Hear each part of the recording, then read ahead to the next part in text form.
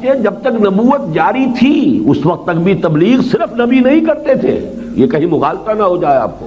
حضور نے تبلیغ کی ہے حضرت ابو بکر کو، اور پھر امت کے چوٹی کے 6 افراد کو کون کھینچ کر لایا ہے؟ ابو بکر لایا ہے رضی اللہ تعالی عنہ۔ محمد الرسول اللہ والذین معہ، ان میں سے ہر ایک مبلغ تھا۔